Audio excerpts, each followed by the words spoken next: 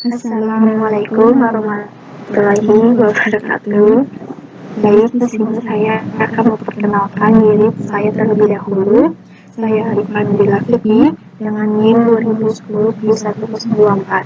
Di sini saya akan menjelaskan laporan studi kelayakan bisnis pada perusahaan dari Solus ID. Pada mata kuliah studi kelayakan bisnis dengan dosen pengampu Dedi Wibowo SEMM. Ide bisnis yang dikembangkan. Latar belakang. Daya beli masyarakat di Jakarta Timur ini cukup tinggi karena banyak orang yang suka berkumpul sehingga kafe maupun restoran dapat dijadikan rekomendasi tempat yang nyaman untuk dijadikan teman saat waktu luang atau melakukan aktivitas luang seperti menonton televisi dan berkumpul bersama keluarga atau orang terdekat. Maka dari itu, rencana usaha yang akan dibuat adalah usaha makanan ringan yang seiring dijumpai namun dibuat dengan inovasi dan kreatif. Pendirian usaha makanan ringan ini dilatar belakangi karena banyaknya konsumen yang menginginkan makanan ringan yang enak, unik, simple dan jarang ditemui di daerah ini.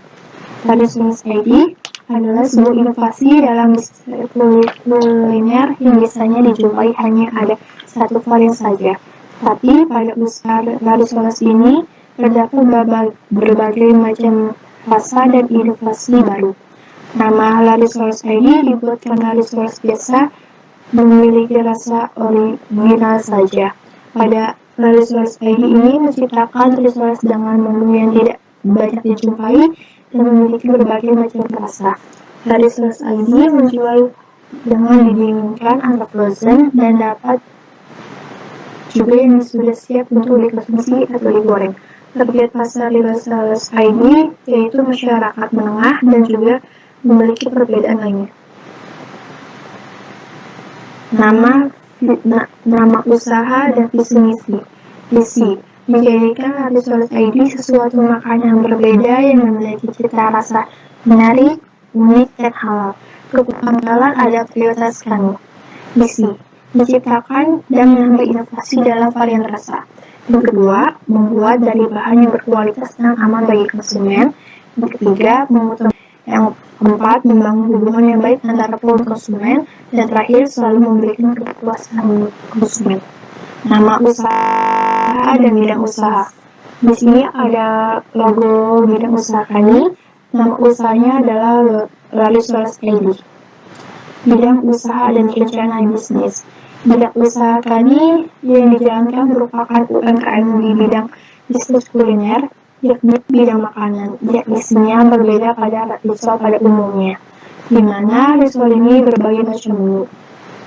Yang pertama, pengiriman makanan. Bisnis ini akan bekerjasama dengan mitra jasa ekspedisi untuk memastikan pengiriman makanan yang aman, cepat, dan handal. Yang kedua, penjualan online. Pelanggan dapat dengan mudah memilih dan memesan makanan yang diinginkan melalui situs web atau aplikasi mobile dan dilakukan pembayaran dengan berbagai metode pembayaran yang digital. Rencana bisnis. Rencana yang untuk pengembangan Solus ini adalah saya akan menyediakan fasilitas kemudahan pengunjung setiap kami, yaitu dengan memberikan diskon untuk masyarakat, pelajar, dan mahasiswa jika telah membeli limbah harga di atas 100.000. Mengirim sistem CD atau giveaway yang nantinya saya akan laksanakan sekali. Akan menu-menu baru serta membuka reseller di beberapa daerah yang finansial lebih menguntungkan. Aspek hukum. Yang pertama, analisis bisnis dengan hukum. Yang adanya legalitas ini dapat pula dijadikan jaminan untuk melakukan pinjaman jika bisnis dibiayai dengan pinjaman. Di samping itu, dari segi pendirian usaha menyiapkan dokumen semacam kartu tanda penduduk, NPWP, dan dokumen penting lainnya, serta memastikan calon nama perusahaan, memastikan tempat kedudukan perusahaan, memastikan maksud serta tujuan yang spesifik dari perusahaan. Analisis memenuhi perizinan. Usaha bisnis Solus ID merupakan usaha perseorangan Maka izin usaha yang dilakukan melalui RT setempat, dan apabila berkembang dan maju, maka usaha ini akan membuka daerah yang memerlukan izin usaha yang dibutuhkan hanya surat izin tempat usaha dan surat izin usaha perdagangan. Pastinya akan memenuhi perizinan dengan mengajukan surat izin usaha perdagangan. Adapun surat lainnya berupa hak kekayaan intelektual, pajak e-commerce, perlindungan konsumen, neraca perusahaan, dan sebagainya. Aspek pemasaran. Analisis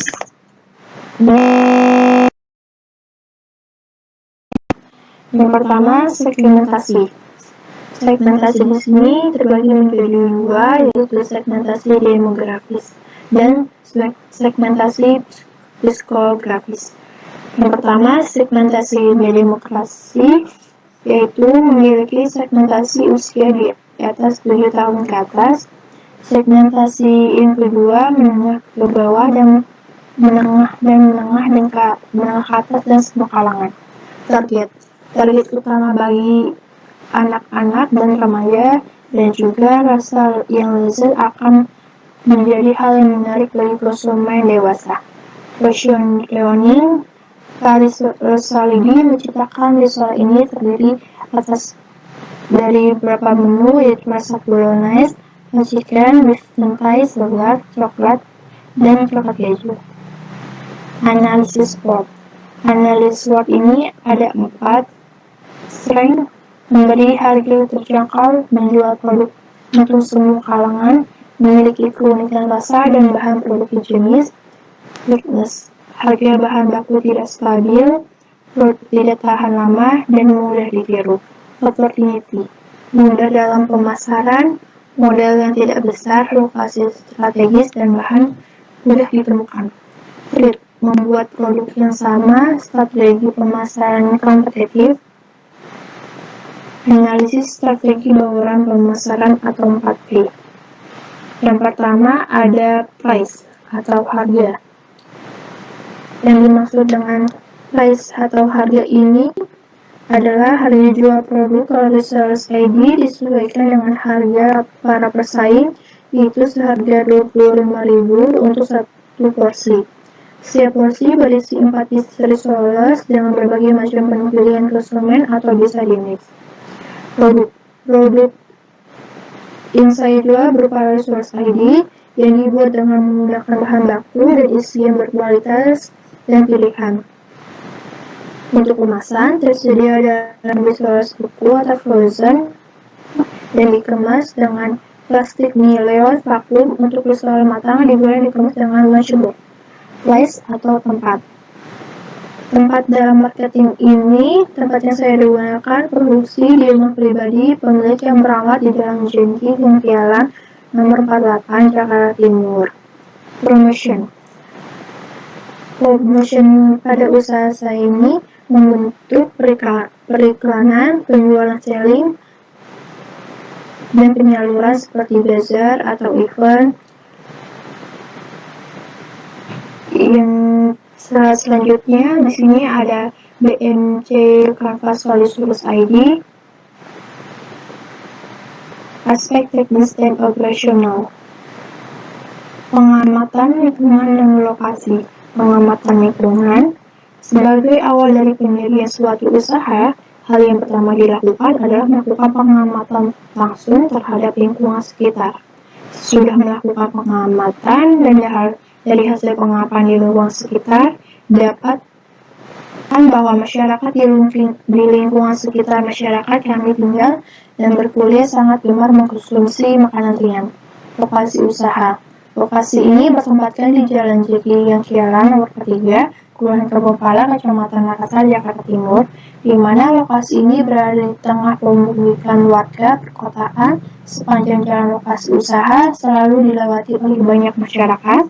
Lokasi juga ini berdekatan dengan sekolah, kampus, serta perkantoran, sehingga lokasi usaha dapat dikatakan strategis dalam membangun bisnis ini.